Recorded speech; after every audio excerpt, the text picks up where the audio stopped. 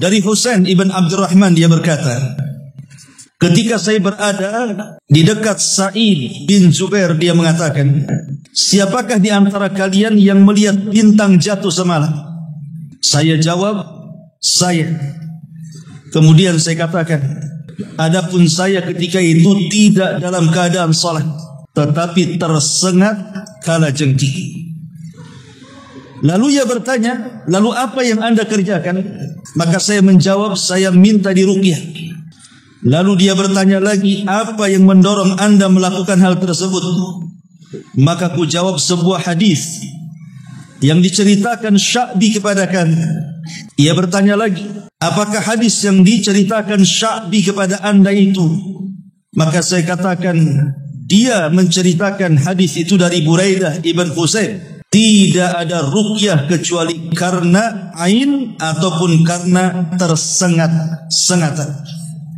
Kemudian Sa'id pun berkata, alangkah baiknya orang yang beramal sesuai dengan nas yang telah didengarnya. Akan tetapi Ibnu Abbas radhiyallahu anhuma mengatakan kepada kami hadis dari Nabi SAW, beliau bersabda, saya bersama beberapa orang, saya telah diperlihatkan beberapa umat oleh Allah Subhanahu wa taala.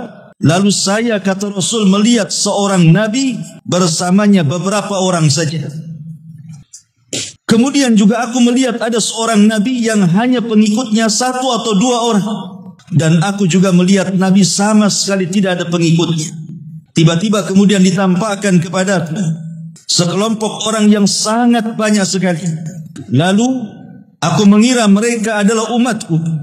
Tetapi disampaikan kepadaku bahwa itu adalah Musa dan kaumnya. Lalu tiba-tiba aku melihat lagi sejumlah umat yang sangat besar.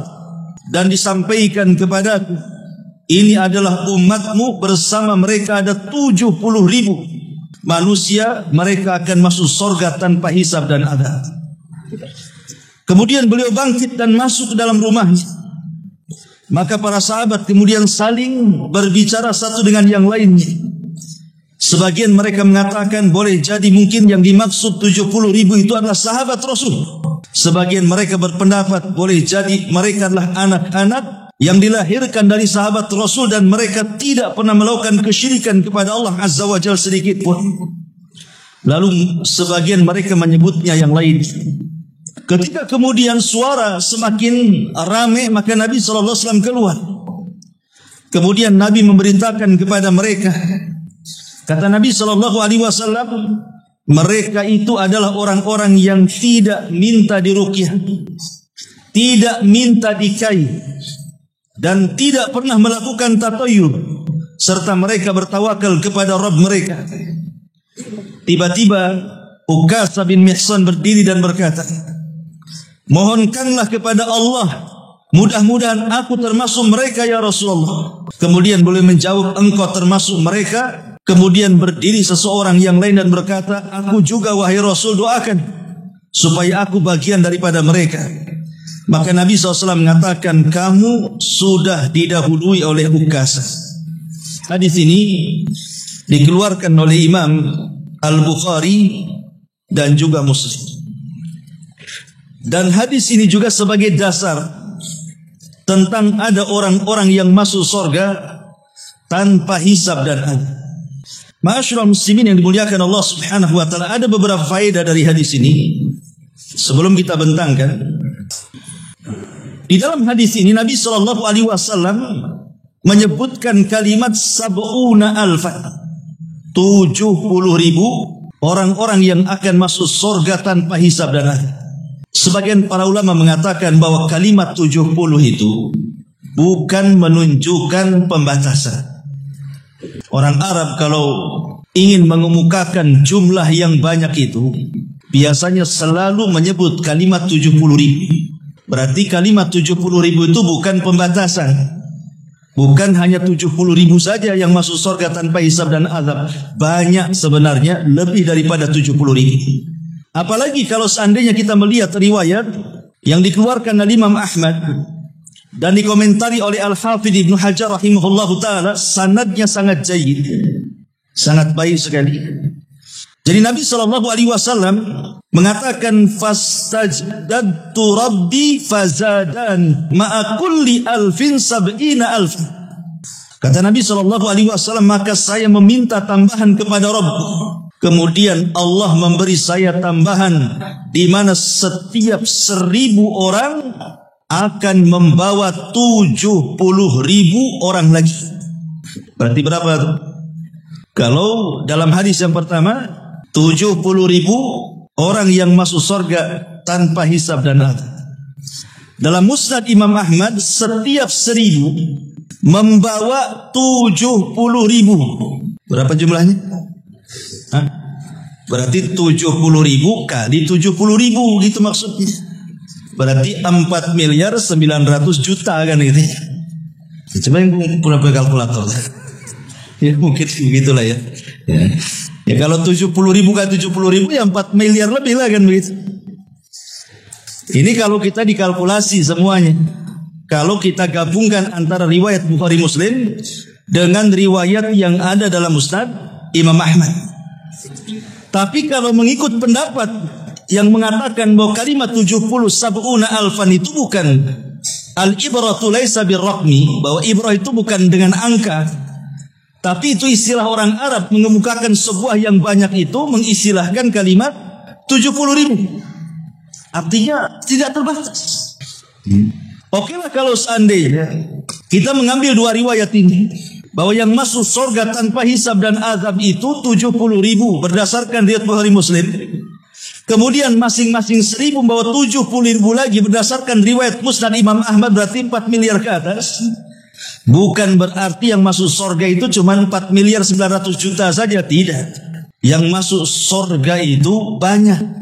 Cuman yang tersifati dengan sifat 4 ini yang disebutkan, mereka tidak minta diruqyah, mereka tidak minta dikai, mereka tidak tatayur, mereka senantiasa bertawakal kepada Allah. Ya jumlahnya hanya 70.000, setiap 1000 membawa 70.000 yang lain.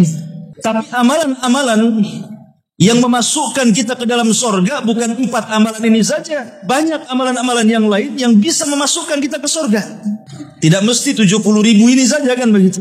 Kan banyak amalan-amalan selain daripada 4 perkara ini kan. Jalan-jalan menuju surga itu. Bahkan ada satu buku judulnya 175 Jalan Menuju Surga. Kan banyak artinya kan.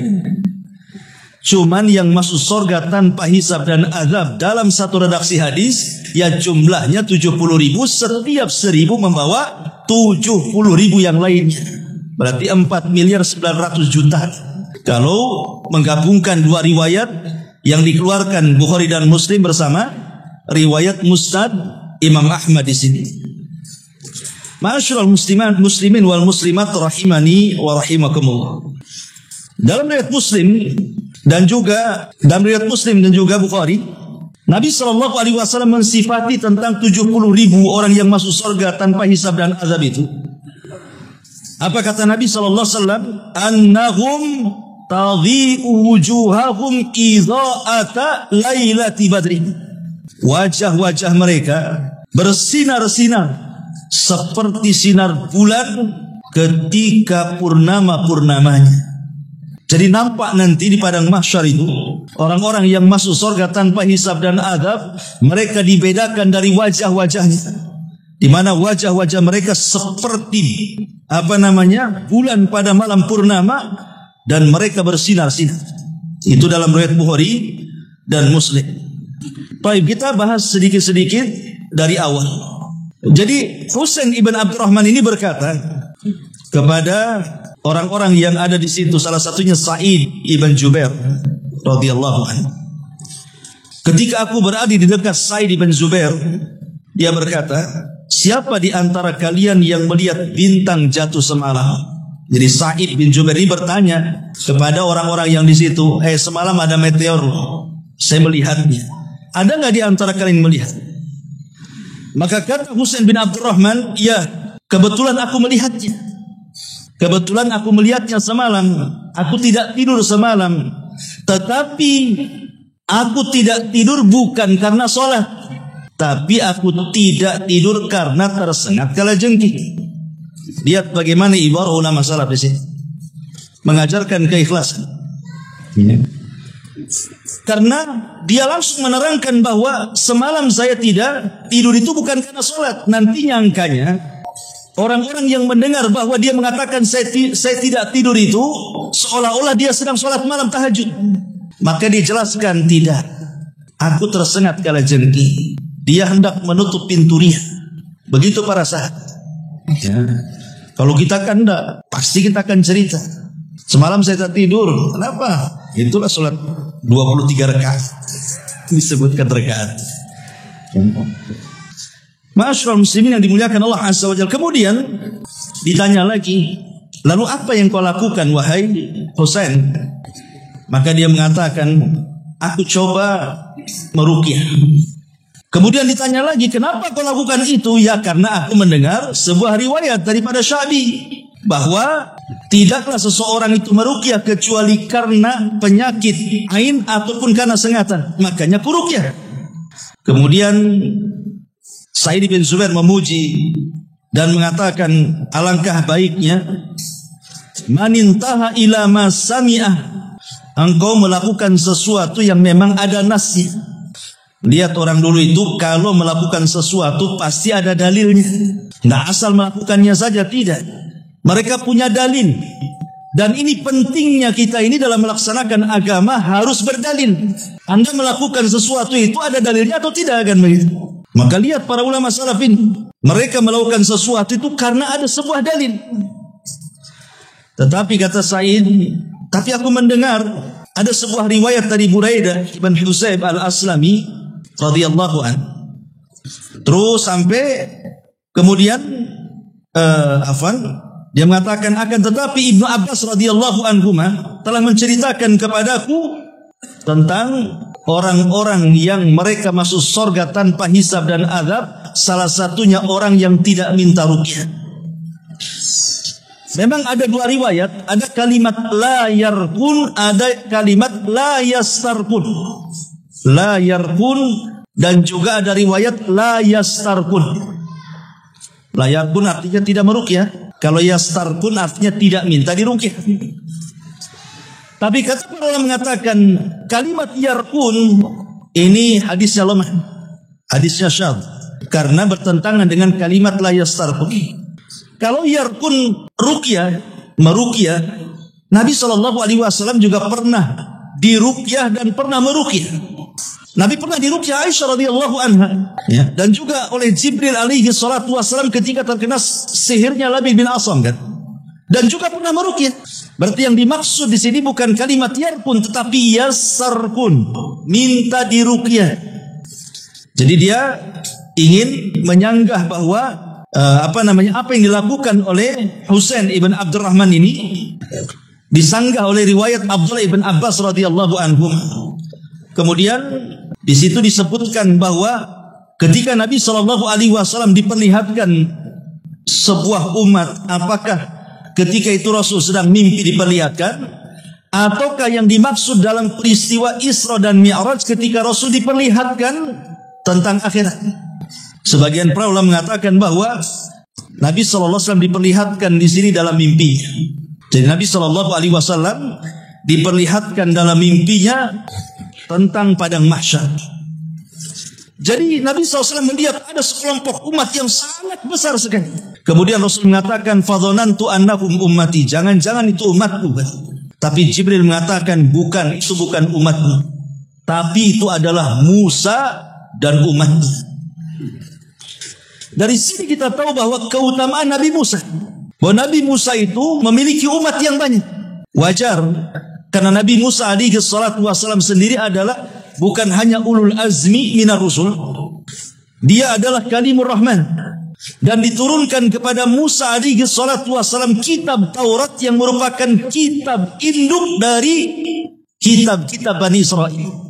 Semua Bani Israel itu menginduk kepada Taurat. Sampai pun ketika Isa diutus, turun kemudian Injil, tetap saja induknya kepada Taurat.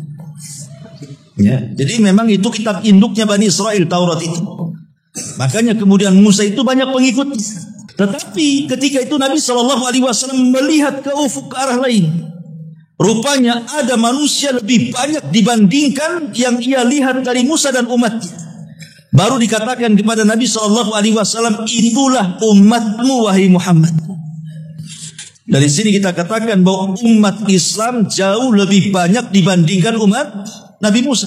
Makanya 2/3 penduduk sorga itu umat Islam, umat Nabi SAW. Karena memang umatnya banyak sekali Nabi SAW. Makanya dalam peristiwa Isra Mi'raj itu, ketika Rasul berjumpa dengan Nabi Musa, kan Musa menangis dan mengatakan, ketika dikatakan kenapa Musa menangis, kata Musa, aku cemburu dengan anak muda itu. Maksudnya Nabi SAW datang belakangan, usianya masih muda, tapi umatnya jauh lebih banyak dibandingkan umatku, kata Nabi Musa SAW, dengan pendeknya usia. Tapi Nabi SAW mendapatkan umat terbanyak. Tetapi ada juga Nabi yang pengikutnya ruhai. Ruhai itu dalam bahasa Arab jumlah antara 3 sampai 10 orang. Ya di bawah 10 lah, nggak sampai di atas 10. Tapi ada juga Nabi pengikutnya cuma 2. Tapi ada juga Nabi pengikutnya cuma 1. Ada juga Nabi yang gak punya pengikut. Dari sini kita tahu bahwa keberhasilan dakwah itu bukan karena banyaknya pengikut, tapi keberhasilan dakwah itu berhasilnya seseorang menyampaikan kebenaran. Kata para ulama, berhasilnya dakwah bukan karena banyaknya pengikut, tapi berhasilnya dakwah itu karena kita sanggup menyampaikan kebenaran. Kalaupun tidak ada yang mengikut dia, maka dia bersama kebenaran berdua. Dan tetap dikatakan jamaah. Al-jama'atu ma wafaqal haq wa in kunta wahda. Jamaah itu apabila Anda bercocok dengan kebenaran walaupun engkau sendirian. Baik, ma'asyiral muslimin yang dimuliakan Allah Azza wa Jalla, kita masuk pada poin ini. Jadi ketika Nabi SAW melihat ada umat itu sebanyak 70.000 orang yang masuk surga tanpa hisab dan azab, dan setiap 1.000 membawa 70.000 ya dalam Musnad Imam Ahmad itu. Siapa mereka itu? Pertama, mereka adalah orang-orang la yassarqun, tidak minta diruqyah. Orang-orang yang tidak minta diruqyah. Al-Imam Ibnu Utsaimin rahimahullahu taala pernah ditanya, bagaimana kalau seandainya dulu antum pernah minta diruqyah? Karena antum tidak tahu hukumnya. Kemudian setelah tahu penjelasannya bahwa orang yang minta diruqyah itu akan dikeluarkan dari 70.000 orang yang masuk surga tanpa hisab dan azab. Kemudian antum tobat dan antum berjanji untuk tidak minta diruqyah lagi. Adapun dulu antum minta diruqyah karena enggak tahu. Apakah antum masih digolongkan kepada 70.000 orang yang masuk surga tanpa hisab dan azab? Maka jawaban Syekh Utsaimin rahimahullahu taala mengatakan, insyaallah masih termasuk wal ilmu indallah, tapi ilmunya di sisi Allah Subhanahu wa taala. Karena kebenarannya baru tahu sekarang kan begitu. Kalau dulu ketika minta diruqyah kan memang belum paham. Ya. Ada juga yang mengatakan seperti fatwanya Syekh bin Baz rahimahullahu taala. Beliau mengatakan bahwa yang dimaksud orang-orang yang minta diruqyah di situ, yang tidak akan masuk kepada 70.000 orang yang masuk surga tanpa hisab dan azab itu. Maksudnya adalah orang-orang yang mereka tidak berhajat sama sekali untuk diruqyah, kemudian minta ruqyah. Tapi kalau seandainya ada hajat, umpamanya antum terkena sihir atau terkena penyakit dan tidak ada cara pengobatan kecuali dengan ruqyah, dan harus minta diruqyah, maka ini tidak termasuk pada orang-orang yang dikeluarkan dari 70 orang yang masuk surga tanpa hisab dan azab. Saya ulangi, kalau seandainya Anda atau antum dapat penyakit dan penyakit ini tidak bisa disembuhkan kecuali dengan ruqyah dan harus meminta ruqyah, maka orang seperti ini tidak terkeluar dari 70.000 orang yang masuk surga tanpa hisab dan azab. Ini juga pendapat ulama yang lain. Pendapat yang lainnya mengatakan, yang dimaksud minta diruqyah itu artinya sebelum terkena penyakit. Pamannya antum datang ke saya, Ustaz, tolong ruqyah saya. Takut saya kalau tidak diruqyah kena santet. Padahal antum belum kena santet. Cuman jaga-jaga saja. Nah, bahasanya ya, jaga-jaga. Tolong ruqyah saya, Ustaz. Ya, siapa tahu ada yang nyakiti saya, yang nyihir saya. Ini yang dimaksud tak boleh di sini. Karena penyakitnya belum ada, dia minta diruqyah. Tapi kalau dia sudah terkena penyakit dan tidak ada obatnya kecuali dengan ruqyah, mau diapakan lagi? Terpaksa dia minta ruqyah. Dan ini tidak terkeluar dari 70.000 orang yang masuk surga tanpa hisab dan azab. Ada juga yang berpendapat seperti itu. Ada juga yang mengatakan bahwa orang yang minta diruqyah itu maksudnya bukan ruqyah syar'iyah, tapi yang dimaksud ruqyah ghairi syar'i, ruqyah yang bukan syar'i. Adapun ruqyah yang syar'i tidak ada masalah. Ada juga yang mengatakan seperti itu. Tetapi ada juga yang memahami secara zahir tekstual hadis. Yang jelas tidak boleh minta ruqyah. Zahirnya seperti itu kan? Orang-orang yang terkeluar dari 70.000 orang yang masuk surga tanpa hisab dan azab itu adalah orang yang tidak minta ruqyah. Ya sudah, jangan minta ruqyah. Walaupun kita kena penyakit nih, kita ingat hadis tersebut. Sudahlah, saya sabar aja. Saya akan berdoa kepada Allah, saya akan ruqyah mandiri saja. Dan ulama mengatakan kondisinya yang seperti ini lebih utama. Ya. Ma'asyiral muslimin yang dimuliakan Allah Azza wa Jal. Karena beda kalau seandainya begini, ada orang yang datang ke kita hendak meruqyah. Ini kan ada 3 kategori nih. Umpamanya saya datang ke antum mau meruqyah antum. 1, ada orang yang antum minta ruqyah kepada saya. Terpaksa saya datang kepada antum kan. Yang kedua, memang saya datang ingin nolong. Ingin nolong, antum tidak minta ruqyah, saya datang ingin meruqyah. Jadi yang pertama antum telepon saya, Ustaz datang kemari, ruqyah saya. Ini 1. Yang kedua, saya dengar antum sakit, saya datang ingin meruqyah antum. Yang ketiga, saya datang kepada antum, tiba-tiba antum mengatakan pergilah Ustaz katanya. Nanti saya tidak masuk pula di 70.000 orang yang masuk surga tanpa hisab dan azab ini. Berarti ada 3 kelompok nih. Itu ya. Yang pertama jelas bahwa antum meminta ruqyah masuk pada hadis ini secara zahir. Kenapa orang yang minta ruqyah itu tidak masuk pada orang-orang yang masuk surga tanpa hisab dan azab? Pertama, karena dikhawatirkan ada ketergantungan antara pasien dan peruqyah. Dan itu mengurangi tawakal. Dan meminta sesuatu kepada orang itu bentuk kerendahan. Ya. Berarti antum berhajat kepada orang kan? Kita merendahkan diri di hadapan orang sehingga harus minta. Dan merendahkan diri kepada orang ini mengurangi tawakal. Karena begini nih, seandainya antum minta diruqyah, betul-betul saya ruqyah, kok tidak sembuh-sembuh? Ustadznya nggak beres. Ustadznya berarti salah. Ustadznya nggak beres tuh katanya. Jangan dia kurang bertakwa pula, nggak manjur bacaannya. Atau sebaliknya kok langsung sembuh. Masya Allah, memang lah Ustadz nih. Nengok Ustadz belum ngomong saya tendal lagi. Akhirnya apa? Ada ketergantungan di situ kan. Serba salah, sembuh salah, tak sembuh salah jadinya kan. Komentar orang itu.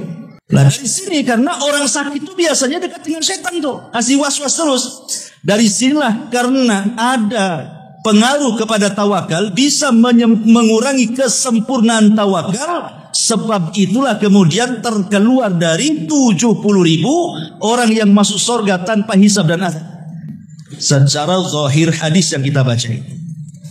Ma'asyiral muslimin yang dimuliakan Allah Subhanahu wa taala. Adapun yang kedua, ana datang sendiri kepada antum. Ana dengar antum sakit, ana datang. Kemudian saya ruqyah, saya tawari, saya ruqyah aja lah antum lah. Ini tidak ada masalah. Tidak masuk dalam hadis ini. Ya, karena orang datang sendiri mau ngeruqyah kita kan. Kita tidak minta dia datang sendiri. Artinya dia hendak berbuat baik kepada kita. Ya kita hargailah berbuat baik dia kepada kita. Kemudian yang ketiga, kita usir dia. Ngapain kau datang ruqyah saya? Pergi kau dari sini. Tidak boleh. Antum tidak boleh ngusir-ngusir orang yang mau ruqyah antum. Alhamdulillah ada orang yang ruqyah antum, kecuali yang datang dukun. Kalau datang Abu Meron, ngapain antum pula ngusir saya? Ya. Nggak boleh karena itu menyelisih sunnah. Dia mau datang kok sama antum. Mau ngeruqyah antum kan itu. Ma'asyiral muslimin yang dimuliakan Allah Subhanahu wa taala. Ini di antara 3 kategori yang disebutkan para ulama. Tetapi yang harus dipahami soal ruqyah ini, kita sering mendengar bahwa syarat ruqyah kan jelas ya, bahwa harus dari kalam Allah, maksudnya Al-Quran, dari nama-namanya, dari sifat-sifatnya yang maksur. Kemudian yang kedua, harus jelas maknanya, berbahasa Arab. Kemudian juga tidak diyakini bahwa ruqyah itu mempengaruhi secara zatnya. Dia yakin yang mempengaruhi itu Allah Subhanahu wa taala. Ini syarat ruqyah. Ya. Adapun ma'asyiral muslimin yang dimuliakan Allah Azza wa Jalla, ruqyah itu akan sangat berpengaruh baik kepada orang yang meruqyah atau kepada orang yang diruqyah. Apa saja syarat-syaratnya? Disebutkan oleh para ulama di sini supaya ruqyah itu memiliki pengaruh gitu. Yang pertama, kepada yang akan diruqyah, al-muhafadhatu ala adhkaris sabahi wal masa wa qira'atu ayatil kursi wa suratul ikhlasi wa muawwadataini akba kulli salatin wa inda naumin wa qira'atil ayataini min akhir suratil baqarati kulla lailatin. Jadi sebelum antum diruqyah, maka biasakan meruqyah mandiri. Dengan cara apa ruqyah mandiri itu? Baca zikir pagi, baca zikir petang, baca ayat kursi, baca surah Al-Ikhlas, baca muawwidhataini, qul a'udzu birabbil falaq dan qul a'udzu birabbin nas sebelum tidur, dan baca juga 2 ayat akhir surah Al-Baqarah. Ini namanya ruqyah mandiri. Kita ruqyah mandiri dulu. Kemudian baru kalau sudah meruqyah mandiri juga kurang ada pengaruhnya. Kemudian ada orang yang datang hendak meruqyah atau kita minta ruqyah karena sebuah penyakit. Maka pertama yang harus dipahami, salamatul i'tiqad. Antum harus selamatkan keyakinan. Menyelamatkan keyakinan tadi, jangan meyakini bahwa yang mendatangkan obat itu peruqyah. Antum harus ingat Allah yang mengobati semuanya. Ruqyah itu wasilah dan sebab saja. Yang kedua, antum perbaiki amal hati. Perbaiki amal hati dari hasad, dari dengki, dari macam-macam lah kan begitu. Kemudian juga yang ketiga, pasang keikhlasan kepada Allah Azza wa Jalla. Kemudian juga yang keempat, sidqut tawakkul ala Allah. Berusaha untuk menguatkan tawakal kepada Allah Azza wa Jalla. Kemudian juga i'tiqad talibir ruqyati anna naf'a wa dhurra biyadillah. Ingat keyakinan meminta ruqyah itu bahwa manfaat dan madarat tetap di tangan Allah Azza wa Jalla. Kemudian yang selanjutnya al-iqbal 'ala Allah ma'at taubah. Sebelum diruqyah bertobat kepada Allah Subhanahu wa taala. Wa taqallus minal ma'asi wal atham. Kemudian berusaha meninggalkan maksiat dan dosa dan juga kezaliman kepada orang lain. Kemudian juga al-amalu bil Qur'anil Karim. Biasakan membaca Al-Quran dan mengamalkannya. Dan yang terakhir ad-du'a. Senantiasa berdoa kepada Allah bahwa kesembuhan itu hanya mutlak milik Allah Subhanahu wa ta'ala. Ini yang pertama. Dari segi yang diruqyah. Adapun yang meruqyah, an yakuna khalis. Yang meruqyah itu harus ikhlas. Pertanyaannya, macam mana dengan tukang ruqyah itu yang jadi profesi? Ikhlas nggak? Kan ada sekarang ini kan ruqyah Yumrah Center atau apa gitu kan, yang ada bandrolnya, 1 ayat sekian juta, 1 jin sekian rupiah kan itu. Kan repot juga, berarti dia meruqyah itu sudah bukan acara. Gimana Ustadz mengetahui dia ikhlas atau nggak ikhlas? Undang dia, jangan kasih apa-apa. Nanti besok diundang lagi, malas nggak deh? Coba 3 kali undang, jadi kasih apa-apa gitu. Nah, nampak tuh nanti ikhlas nggak ikhlasnya. Takutnya dia berpikir, oh mungkin bayarannya nunggu 3 kali ruqyah. Lain lagi. Kita nggak tahu keikhlasan orang kan itu. Yang jelas bahwa kita tahulah orang ikhlas nggak ikhlas kan, antum paham peruqyah itu kan. Orang ini ikhlas, mungkin kawan antum dan begitu seterusnya. Masalahnya kalau tadi ya sudah bandrol harga ini gimana?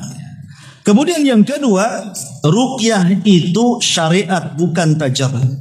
Ruqyah itu syariat bukan praktek.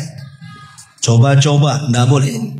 Coba-cobalah, mudah-mudahan sembuh. Jangan coba-coba. Ini syariat. Quran yang dibaca. Jadi harus yakin di situ, bukan coba-coba kan begitu ya. Kemudian juga an yakuna raqi adlan fi dini. Zahirnya dia baik, takwa zahirnya. Ya, suka ke masjid, nampak dari penampilannya gitu. Kemudian juga an ya'tiqida raqi annallaha huwa syafi. Seorang peruqyah harus meyakini yang menyembuhkan bukan dia, bukan bacaannya, tetapi Allah Subhanahu wa taala. Dan yang lebih penting lagi an yakuna raqi aliman bi turuqil mu'alajati bi ruqyati syar'iyyah. Seorang peruqyah harus paham dengan ilmu-ilmu ruqyahnya. Karena orang meruqyah ini aneh-aneh saya lihat. Dia harus paham ruqyah syariah seperti apa. Jangan kemudian terkadang saya lihat ada orang meruqyah di hadapannya perempuan, istilat pula tuh perempuan. Pegang-pegang dia, gimana? Mengusir jin, dia pula jadi jin. Ma'asyiral muslimin yang dimuliakan Allah Azza wa Jalla. Kemudian yang paling penting ada beberapa hal catatan ya. Ada sekitar 10 catatan saya baca secara cepat. Di sini tentang hal-hal yang harus dihindari dalam ruqyah ini. Pertama, tidak boleh menelan sesuatu dari kertas yang ditulis padanya Al-Quran. Umpamanya saya tulis surah ayat kursi di kertas. Telan. Nanti setannya hilang semua. Nggak boleh, ini bid'ah. Nelan pula, apalagi dibakar, diminum pula itunya ya, kopinya. Kemudian yang kedua, kitabatul ayat ala jismil marid. Ataupun saya tulis nih ayat kursi, kemudian saya jadikan koyo. Mana yang sakit di punggung Ustaz, plek punggung. Nah, di koyonya saya tulis ayat kursi, tidak ada ajarannya, bid'ah. Ya. Yang ketiga, tawassud ar-ruqyati minal Quran, atau dijadikan bantalan dalam bantal, ditulis, diselipkan di bantal, tidur di situ. Karena ini ada juga yang seperti ini, ya, makanya ini ditulis para ulama. Ini tidak boleh, ini menghinakan Quran. Kemudian juga selain daripada itu, taksis mengkhususkan taksisur ruqi laisalah aslun syar'i. Katafsisi suwari wa ayatin muayyanatin li amradin muayyanatin bi a'dadin wa awqatin lam tarid fi kitabillahi wala sunnati rasulillah. Mengkhususkan ayat-ayat tertentu untuk penyakit tertentu, dengan jumlah tertentu, dengan waktu-waktu tertentu. Kalau udah main tertentu itu perlu dalil itu. Maka ini juga termasuk ruqyah yang tidak syar'i. Kemudian juga yang kelima, i'tiqad masyru'iyyati ruqyah bitajarubah. Tadi saya sudah katakan, ya, si peruqyah ini masih ragu-ragu. Ketika dia meruqyah, dia hanya ingin coba-coba saja. Ya kalau sembuh alhamdulillah, enggak ya sudah. Ini mau coba-coba, maka tidak boleh, harus yakin. Kemudian juga yang keenam, ta'liqut tamaim, menggantungkan jimat, ma'ruf, enggak usah dibahas. Kemudian yang nomor 7, ta'liqul ayatil qur'aniyah, atau menggantungkan ayat-ayat. Walaupun terjadi khilaf para ulama ya tentang menggantungkan ayat. Nanti ada pembahasannya sendiri. Tapi pendapat yang kuat tidak boleh. Kemudian yang nomor 8, al-wuqufil muharramati syar'iyyati inda ruqyah. Peruqyah terjerumus kepada hal-hal yang diharamkan Allah Azza wa Jalla, seperti ya tadi, khalwah dengan perempuan berdua kan itu. Nauzubillah. Ya, terkadang orang yang diruqyahnya itu juga harus perhatikan pakaiannya, karena kan ada kisah juga salah satu ustaz kita di Batam ini. Tahu kisahnya? Ya. Jadi ada seorang perempuan. Perempuan ini enggak pakai baju, enggak pakai apa-apa badannya itu, celana pun tidak. Cuma dia pakai mukena saja. Tiba-tiba kemudian kesurupan dia. Dibawa kawannya ke salah satu ustaz kita. Ustaz kita tahu kalau dia tak pakai apa-apa, cuma bawa mukena aja kan. Di ruqyah rupanya guling-guling, auratnya terbuka semua. Yang lari bukan jinnya, ustaz yang lari. Makanya dipastikan dulu nih yang mau di ruqyah ini pakaiannya seperti apa kan itu. Jangan setelah kejadian baru lari semua.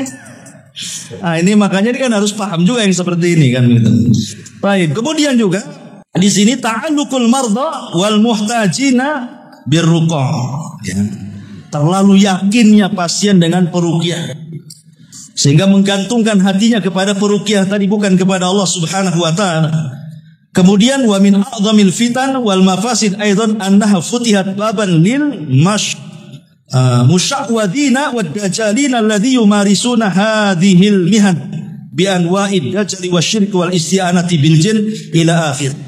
Termasuk juga mendatangkan dukun-dukun dan begitu seterusnya, karena di zaman sekarang ada yang berprofesi dukun itu sudah tidak dianggap dukun, tapi dianggap ustadz karena penampilannya sudah berubah. Jadi penampilan saja sok kiai, sok ustadz, tetapi hakikatnya dia dukun. Dari mana kita tahu dukun? Ya dari praktek-prakteknya. Makanya yang ngaji tahu itu dukun. Kalau nggak ngaji nggak tahu itu dukun. Antum kalau sudah ngaji langsung tahu, ini nggak beres orang. Ya. Itulah kenapa di majelis taklim itu penuh dengan hidayah. Sehingga terkadang hidayah itu antum bisa membedakan mana hak mana batil. Jangankan lagi antum tahu itu dukun gak dukun. Pamannya ada orang nih dadanan tertentu, anak tahu Ustaz itu jamaah anu, kau tahu lah. Karena ngaji antum. Dari penampilannya tahu tuh itu bukan jamaah kita, itu jamaah orang. Jamaah apa? Tahu lah itu jamaah anu. Bisa nilai ya antum kan? Dari mana tuh bisa nilai? Karena antum ngaji masalahnya. Dan ketika antum ngaji kan nggak tahu, semua pakai jubah, semua pakai songkok, semua pakai serban, semua sama kan? Tapi dengan banyaknya pengetahuan, insting antum kuat sehingga bisa ini dukun nggak beres ini. Tahu jadinya kan? Itu taufik dari Allah Azza wa Jalla. Kita bisa membedakan hak dan batil itu. Kebahagiaan tersendiri. Man yuridillahu khairan yufaqihu fidin, berarti kalau antum sudah membedakan, mampu membedakan mana dukun mana tidak, itu sebuah kebaikan bagi antum. Artinya Allah berikan kecerdasan dari taufik hidayah Allah itu. Ini diantara 10 hal yang harus dipahami soal seputar ruqyah ini. Baik, kemudian bicara tentang ruqyah juga, Syekh bin Baz rahimahullahu taala beliau mengatakan, as-sab'una alfan humul ladina istaqamu ala dinillahi wa taraku maharimallah wa addaw ma aujaballah wa min sifatihim at-tayyibah adamul istirqa walakin al-istirqa la yamna'u kaunuhu minas sab'ina alfan wal istirqa talabur ruqyati wa idza da'atil haja ila hadha fala ba'sa. Wan Nabi sallallahu alaihi wasallam amara Aisyah an tastarqiya wa amara umma auladi Ja'far an tastarqiya li auladiha fala haraja fi dzalik. Kata Syekh bin Baz rahimahullahu taala, kalimat 70.000 mereka adalah orang-orang yang istiqomah di atas agama Allah, meninggalkan yang diharamkan Allah dan berusaha melaksanakan kewajiban-kewajiban Allah. Jadi tidak hanya sekedar karena tidak minta diruqyah, kemudian tidak kai, kemudian tidak tatayur, kemudian tawakal, bukan itu, tapi ada pendahuluannya. Dengan cara apa? Istiqomah di atas agama, meninggalkan yang diharamkan, kemudian melaksanakan kewajiban. Lah di antara sifat-sifatnya ini yang 4 ini. Jadi setelah kemudian dia istiqomah, meninggalkan yang haram, kemudian yang diwajibkan, ditambah dengan 4 perkara ini.